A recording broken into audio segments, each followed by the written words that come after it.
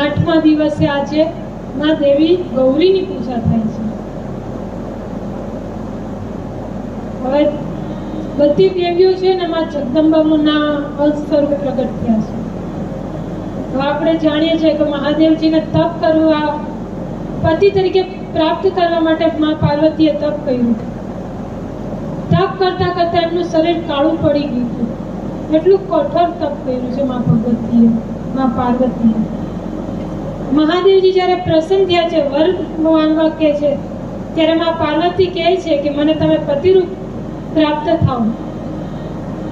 ભગવાને તથાસ્તુ કીધું છે. હવે જોયું કે માં પાર્વતીનું શરીર આખું કાળું પડી ગયું છે. એટલે મહાદેવજીએ ગંગા સ્નાન કરાવ્યું છે માં પાર્વતીજીને.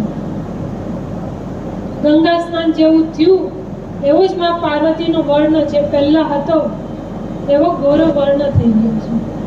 એમની જે કાયા સુકાઈ ગઈ હતી એ કાયા પણ સ્વસ્થ બની છે.